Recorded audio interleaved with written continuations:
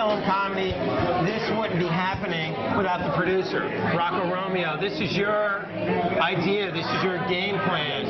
Tell me a little bit about your business model here. Well, the company I have is Jersey Night Live Entertainment, a limited liability corporation. And what I do is I go out to different venues and I talk to the owners to find out whether or not they're interested in producing comedy shows or comedy-related events. I've been doing this for about 2 years, and I have about, I would say, 7 or 8 different venues throughout the state of New Jersey. It's really taken off. A lot of people are interested in it. We have a fantastic show that's going to happen tonight. Sure. We're able to actually bring in national headliners to do these comedy shows at your favorite venue, right?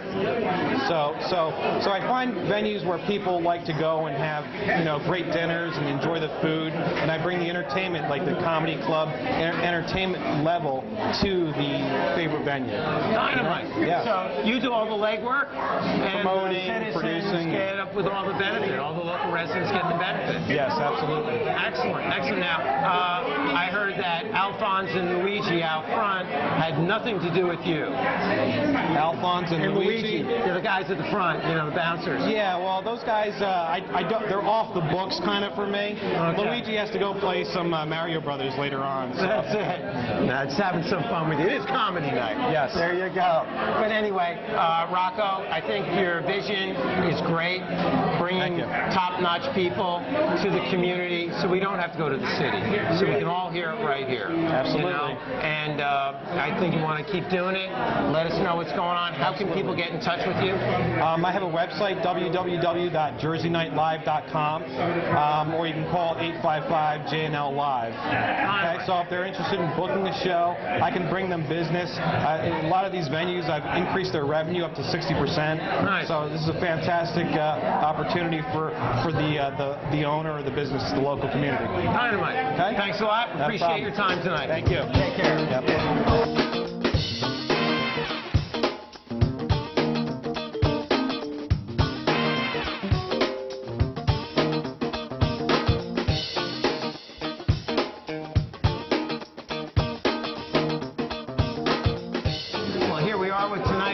MC, another local person, Candace Eisenberger. Hey, thanks for coming out tonight. Thanks for having me. So, how did you get hooked up with Pete's Killam Comedy? I mean, you're from town here, so how did this happen? I am. Well, actually, I also sing in a couple of cover bands. Oh, really? Yes. Very nice. Yes. Now, so we play here, and I used to do jokes in between sets, and Steve said, why don't you do a comedy night here? So it was because of me that he started this comedy night thing. Very cool. So now you do the whole triple play, sing, dance, act, you do the whole thing? Yes, and a mom when I can sneak it in there. There you go. That's all right. That's all right. You want to give a shout out to the crew? Yeah, to the crew, to my family. Kids, yeah. Yes, hello, Jesse and Lily. There you go. We got to give them a shout out. Right. We're real proud of you, Mom. Yeah. Right back at you. Yeah, right back at you. So you sing, you dance. You've always been involved with acting growing up, or is this relatively new? I was a theater person in high school, dancing and theater, and I found my voice kind of literally later in life. So this is kind of my midlife crisis. What do you like to sing? What kind of stuff do you like to sing? Well, I like to sing everything, but I sing in a cover band. It's primarily classic rock. Wow. Yeah. Right. Joan Jett, Blondie, Nice. Good stuff. Real music. Exactly, the real music. Not the stuff that kids listen to today. Yeah, junk, noise. Yeah. There you go. So, Candace, it's kind of tough juggling family, juggling profession. Any words of wisdom for the other moms out there? Well, I like to say I'm a really bad mom, so it kind of leaves me open for the other stuff. There you go. Jokingly, but you really can't have it all. I have an awesome husband. His name is Chad. Let's give him a double shout out. Shout out to Chad. There you go. Good job, Chad. He is holding it all together. All right. So, when I have to get ready for a show, it's my husband who gives the kids the baths and, all that. So I honestly couldn't do it without him. Excellent. So, Pete's Killam Comedy is in Berkeley Heights. You're from Berkeley Heights. What do we want to tell the other Berkeley Heights people about what's happening here? You should definitely come out. It is a great time. Steve puts out a wonderful buffet. There's everything. There's entertainment. There's great people. It's bring your own booze. You can't go wrong. It's such a good value, and there's yogurt upstairs, so you kind of got it all under one roof. There you go. And Candace is here. Thank you very much, Candace. Thank you so much. Look forward to hearing from you and seeing you in town, and thanks for getting involved in making Berkeley Heights an even more exciting place to be. Thank you so much. I'm Dr. Donald Fabio. We're going to take a short break, and we'll be right back. God, how are you guys feeling? How are you? Great. Fantastic. I'm stuffed. Food was good, right? All I want to do right now is take my pants off and lay down. But I won't, because that would cost extra. Well, here we are with John Clark, another local comedian, a guy from Chatham. Yeah. All right. Well, by the way, that's John Clark, no E, right? Correct. You got it. Good. I'm learning. So you're from Chatham, but you're doing some stand-up comedy tonight. Tell me a little bit about you as a comedian. What do we need to know? You know, I just try to make my comedy about my life. I just try to take everyday experiences and relate them to the audience and see what they relate to, you know? Now, where are you going? Where's your direction with your comedy? Comedy? Do you want to go into screenwriting, or what do you want to do? Well, I think sometimes that shakes out over the course of a career. You know, you start doing different things. Stand-up is my primary, you know. I'm also a commercial actor. Oh, great. And, you know, I do some acting on the side. But I consider myself first and foremost a stand-up, yeah. Mm-hmm. So when you're acting roles, do you always take comedic roles, or do you do some Shakespeare in there? No, not necessarily. Not necessarily. That look going, you know? Well, I mean, like, you know, I get typecast a lot. I had a commercial once where the line was, you know, wow, pie, it's yummy. I'm like, wait a minute, I'm a serious actor. Then they told me how much they were going to pay me, and I was like, wow, pie, it's yummy, you know? I almost didn't make it here tonight. I was feeling sad and bloated.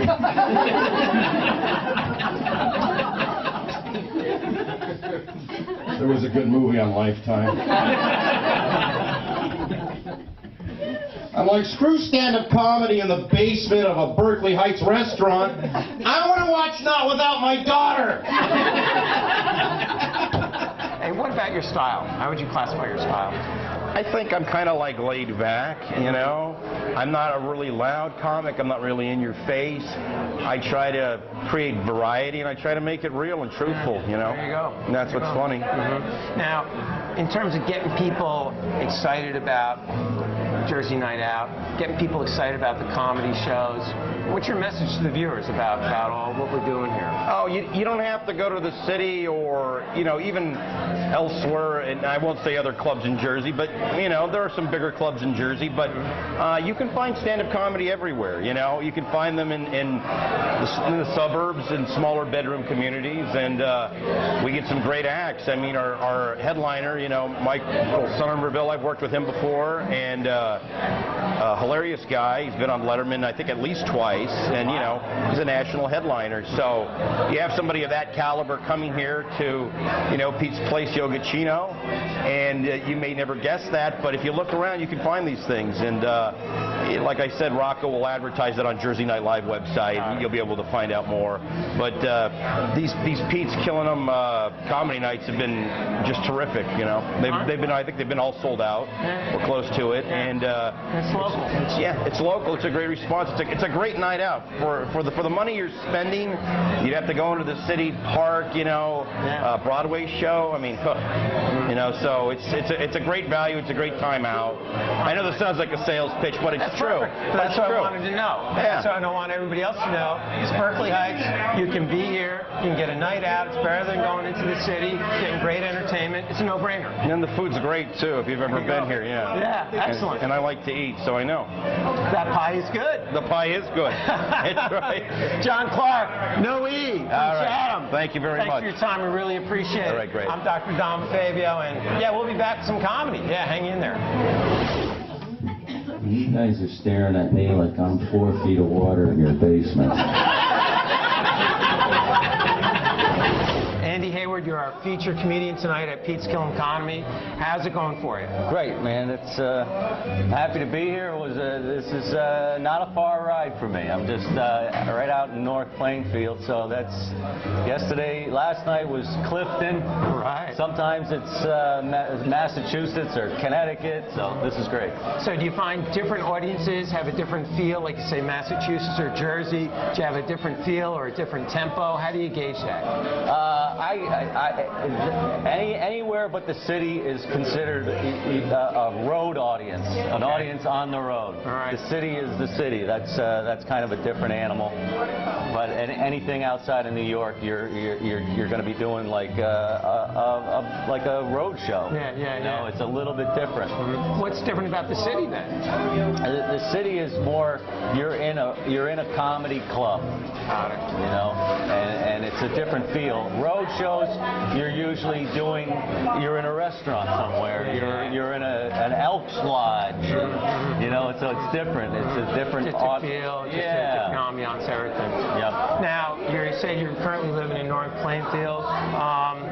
How often do you get out and do these gigs? I know it's like a musician, you want to do as many gigs as you can, but how often can we find you out on the road doing stuff, would you say? Mostly the weekends. Yeah. You know, starting Friday and Saturday. But during the week, I'm going to be out doing all kinds of open mics. You know, just staying out there. You know. How open mics? Do you enjoy that? I know this is a challenge. A chance to try your new material. How do you like it. I've been, as a matter of fact, another comedian and friend of mine, we got together and said, let's do 100 open mics in 100 days nonstop, just to stay up there and keep it going. All right. And we got it done. It took us like 3 months because we you know, you skip some in between, and it was hard to find an open mic on a Sunday. But we got it all done. We got it in, and we felt like we were better, stronger comics for it. Sure. So what about your comedy? I mean, how would you describe your style? I would say I'm like I've heard it say long form. It's kind of like me when I answer a question. I got to say a whole bunch of stuff before I get to the answer. Yeah. And like long form. What's the other thing? It's like I do a lot of act outs and characters. Oh, very cool. You know, it's not like your Catskill kind of topic misdirect punch. Got it. Boom, boom, boom. I wish I could work that way. I mean, but there's a place. I've always just, you know, told stories and acted out characters and stuff. Woo! If I get out of New York City to do shows down in the Village, I'd feel like a little billy goat in a petting zoo. Hi, where are you? Forget out of there. They always want to wrestle. That's their pickup line. Hey, you want to wrestle? No, I don't want to wrestle. Where do you get your inspirations from? Family and work, all the odd jobs you got to do in order to stay plugged into this comedy world. Who keeps you plugged in? How do you stay wired? I work during the summer as a caddy at the Plainfield Country Club. Great place for stories, man. Oh yeah, I mean, caddies themselves, the members. I worked there as a waiter for years. Nice. The kitchen staff was a whole story. I might even do some of that stuff tonight. All these Bulgarian people that they hired that I worked with, I was fascinated by the Bulgarian people. They were great workers. They reminded me of Dracula, though, the way they talked, and they came from Bulgaria to the United States. They left their castle somewhere and came here to be like food runners, and they had big jobs there where they were. Wow. And it's just a whole different social, economic type of cultural background. Yep. All right, so good information. So we'll look forward to hearing some of that. Yeah. That'd be good. All right. And then used to live down in Florida, right? Okay. Marco Island, yes. Marco Island, Southwest Florida. I lived there for 10 years, and that's where I started doing, we had a little play group down there. Okay. And we started doing plays for the island, and then I started going out and getting commercial auditions on the East Coast, and I got a network national commercial, and I joined the union, and then everyone's like, why are you staying in Florida? You got to go to New York. So I moved up here. Dynamite. How long have you been up here? So I've been up here since 1995. Dynamite. All right, well, Andy Hayward, we're going to look forward to seeing more of you in the New York area then. All right, Don. Pete's Killing Comedy, Andy Hayward. I'm Dr. Don DeFabio, and we'll be right back.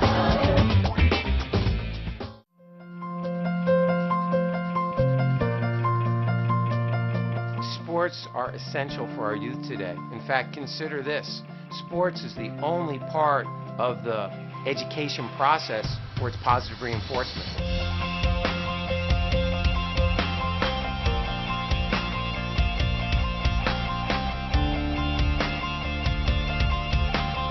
My son Liam's a basketball player, and he injured his knee last January.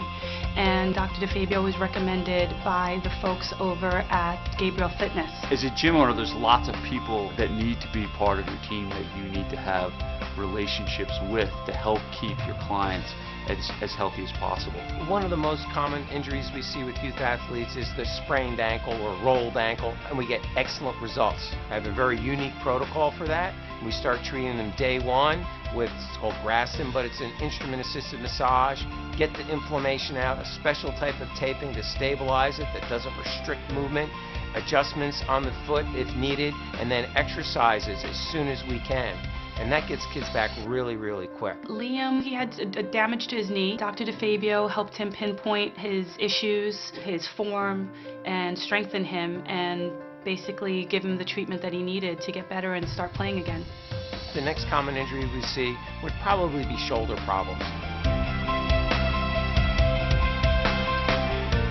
I woke up in the middle of the night and I was unable to lift my shoulder at all. It's important that I have both of my shoulders because I'm so dependent on them.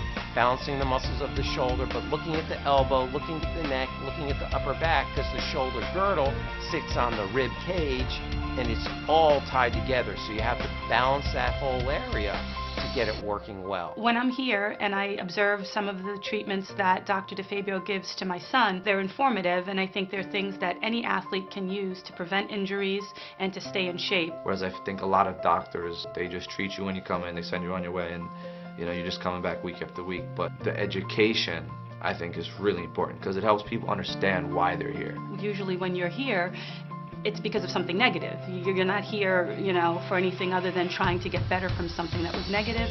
And if there's a place to be, it would be here. And as athletes start getting to a higher level, everyone's kind of on the same playing field, and what's going to give them that edge? And that's being able to stay healthy all the time. And Dr. DeFabio, I've seen firsthand, has been able to do that. The great thing about using sports medicine for everybody is, what does an athlete want?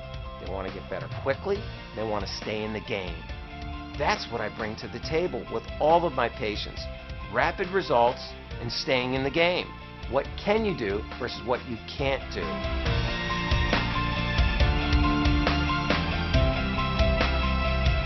And then I did Letterman for the first time 2 years ago, and then he's had me on 3 more times, and they had me do the warm-up for the audience too, which has been amazing. So I go before the TV show starts and tell a bunch of jokes. And then I introduce Dave, and he talks to me off camera and everything, and it's amazing. And here I am. Back where we started. Well, it's headliner time. Here we are. Michael Somerville, our headliner, back in New Jersey, bud.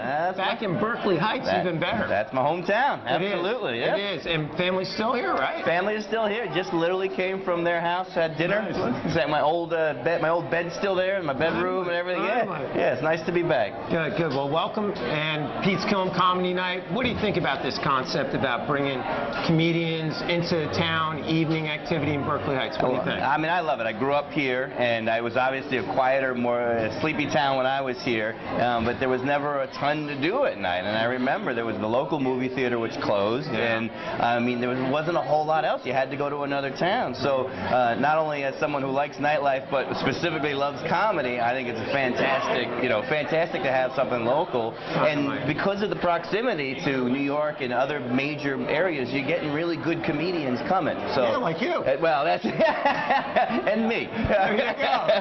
But no, I mean, that's the nice thing about it. It's not like you're in the middle of Timbuktu. You're getting really good comedy. So it's a great concept. Dynamite. So a little bit about you.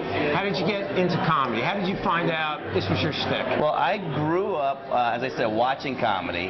We had TV, was it TV 33 or something? Rascals Comedy Hour was always in on New Jersey. And as a teenager, you know, even as a 10-year-old, we'd go to school. I went to Columbia School here locally, and Friday night we'd come home, 11 p.m. was Rascals Comedy Hour, and I used to watch it with my buddies. They'd come over, and we'd watch the show, and I just loved comedy. Never considered actually doing it. Sure. But then when I went away to college, we had a professional comic come to town. They wanted a student to open, and I said, you know, I always wanted to try it. So that was my first show ever as a freshman in college. Yep. Really? Where'd you go? Notre Dame, out in Indiana. Yep. Yep. And I think my parents are still paying it off as I do this career. But then even then, I moved to New York right after school, got a job in advertising, and just didn't like it. I started checking out open mics, and didn't like getting up in the morning. My neck was getting irritated from shaving every day. And finally I said, you know what? I'm going to quit and try comedy while I'm still young, single, able to do it. And here we are, right back where I started in Berkeley Heights. Circle. It's all big circle. It's all big circle. I did something wrong, apparently. Well, no, this is as great. long as they don't send you back to Notre Dame, I think you'll be okay. That's when you really get nervous. Exactly. You know? Exactly. So what about, you know, you like doing stand-up, or do you like other forms of comedy? I mean, where's your niche right now? Well, I mean, I love stand-up. It's I think the most purest form of performing. I mean, it's you on a mic, you know, on a stage it's just you're naked essentially. So I love that challenge of making an audience laugh with no props and no gimmicks or no anything. That said, I mean, this day and age, you really do have to be able to do other things right, act, or improv, whatever. So I've done some films, and I've done some, nothing big, but, you know, some acting roles, and I love that too. I think one of the most surprising things about doing anything else after you do stand-up is that it all seems way easier, because when you do stand-up, no one's helping you, no one's writing for you, and half the crowd sometimes wants you to fail. All of a sudden, if you're on a set, everyone's lighting you and miking you and making you, makeup, make you look good. Now, this is easy. And if you screw up, you just take it over again, you know? So, yeah, everything else seems easy after stand-up. All right, that's good. Now, what about, you know, your style? Tell me about you as a comedian. What's your, you know, how would you describe your style? Well, I've been described, it's easier to say what other people have described me as, I guess. And I would say very natural, very kind of the same way I talk is the way I am on stage. That's who I am, and I just say what content-wise, I would say relationships tend to be my forte. When you first start, you sort of write about everything, and then you start to sense what the audience likes out of you more, you know, some subjects over others, and for some reason they liked my relationship material, so you start skewing that direction. So, okay, well, let me write some more of those jokes. So yeah, very natural, easygoing, based on real life experiences, and talking mostly about dating, much to some women's dismay out there. Although, well, that's what happens. You know, every once in a while, yeah. So, you know, rumor has it that comedians are an interesting breed, that they beat to a different drum. Yeah. What's your take on that? I would agree. Well, initially I would say no, I'm me, and then you meet other people and you say, oh yeah, I'm not like that. No, I think there is truth to that. I mean, to walk around and see humor in things is I think you maybe are wired a little differently. You know, some of the stereotype you had to come from a horrible childhood or have I don't think that's true. I didn't have a terrible childhood by any means. But I think, when you're a comedian, you sort of live on the periphery of society, looking in at it a lot. And you don't feel as much as you're in it as much as you are observing and commenting on it. And that's kind of a strange existence to have. Like, do you ever fit in anywhere? Are you ever really part of things? So to that degree, I would say that, we're wired a little differently. Yeah. But thankfully, everyone else appreciates us. So, That's good. So tell me one of your top stories, comedian-wise. I mean, one of your #1 memories thus far in your early career. Well, I've been on Letterman 4 times. Wow. And but did you get to the couch? I didn't get to the couch. Not while the cameras were rolling. There you go. I snuck over and dove on it after. There you go. But no, the first time I performed on Letterman, you know, growing up, I had two older brothers right here in town, and so growing up, Letterman was always on television, as far as I can remember back. And so that's like the Super Bowl for a comedian to get on Letterman. And I made my debut a little over 2 years ago. Ed Sullivan Theater, the stage that the Beatles first performed on, and very cool. I could hear Dave behind me laughing at my jokes, and I mean that is just, you know, as a comic, there's not much else. You say, wow, I've made it, you know. Yeah, nice. It's a great feeling. That's pretty good. And then I will say that the 3 times I was on after never got old. Like some people are like, oh, you've been on before. Like, it just feels just as good. Ed Sullivan Theater, Beatles have been here. I've been here. I'm back. Exactly. It's like when someone wins the Super Bowl and they're like, but you already won a Super Bowl. It doesn't matter. Yeah. This is amazing. Yeah. That's good. Yeah, I loved it every single time. His girlfriend's father does not like the path I've taken at all. She says, could your jokes support a family? And I said, depends. You want to buy a CD? We really are resistant as a population to losing weight. It's not that hard. Any doctor will tell you just eat right and exercise, and we're all like, So what else you got? Did you ever think about sitcoms or that type of comedy? Have you ever thought about that? Does that intrigue you at all? Yeah. As I said, you know, you need to be able to do other stuff. Unless you want to be a road comic for the rest of your life, you know, every comic thinks about, a sitcom or a late night talk show or writing for a show. So all those things are on my radar. I've written sitcom treatments and pilots in the past. Yeah, and you know, you're always doing. It's like, you know, multiple gears. Here's stand-up, and then here is, okay, what would my sitcom be if I get somebody to listen, you know, and then what would my, you know, idea for another show. So yeah, I mean, you need to constantly be creating ideas, and that's just part of the business. You know, 25, 30 years ago, you got on Carson, you killed, he invited you to the couch, and the next day you had a sitcom. That's how easy it was then, you know. But now it's a very different story. You really got to be your own machine. Has the internet impacted your industry like so many other industries? It has, yeah. I mean, in good and bad ways, I think. Obviously, as with anyone, it's easier to get out there and to reach people and connect with people. So yeah, and promotion. I mean, I think for this show tonight, we probably promote, you know, most of the people in there are probably via Facebook or via, you know, that's how we communicated. Yeah. What about your jokes? Does that impact your jokes, the timeliness, or the longevity of them? I mean, if it goes viral, the material's now, you know. Well, yeah, how much does that have to be reworked? That's a good point. I mean, it's a good way of getting your stuff out there. At the same time, it set an expiration date on it. The nice thing about it is if you're doing something topical, which I don't do a ton of, but if you are, you can hit a lot of people. I have about 15,000 Twitter followers. So if I have a joke that's funny and timely that day, I can get it to everyone right away. And because the joke's probably not going to be funny in 7 days anyway. It was a joke about something that happened today. But then from there, yeah, you're right. All of a sudden, everyone's seen your stuff, and like everyone has seen either on Letterman. I did 4 Lettermans, about 25 minutes of material. So, and then everywhere I go in the country, people have watched those videos to see whether or not they want to come to the show that night. Oh, that's the guy down the street. Let's watch him online. So all of a sudden, they've seen half an hour of my material, and it's like you just got to keep that in mind when you're on stage. Like they already know all these jokes. So yes, but it keeps you motivated to keep creating. So keep writing. Yeah. Now the whole concept of Twitter. You said you got a Twitter, Facebook. You want to share that with our locals? I mean, yeah, sure. What's your contact information? My website is michaelsomerville.com. There you go. And it's got the links to everything on there. It's Twitter is Somerville Puns. Facebook is just Michael Somerville, but the links are all at michaelsomerville.com. So you go there and you can click on anything. Great. And what are we going to see from you in the future, man? What do you think? Yeah, well, where's your magic wand? Oh my goodness, I tell you, I have. Ask the lady. Come on, ask the lady in the grotto. What's the magic wand? What is it? From the Blessed Lady. Well, right now I'm going to do a show at Pete's, and that's tomorrow. I go to Hawaii for 3 weeks for a nice little run there. But from there, I have a web show. Hopefully, that's going to come out this year, and I have a sitcom concept, but it's getting some attention. So hopefully, in the next year, you'll see me. And if you don't, it means it's not going well. Well, it's going well, Mike.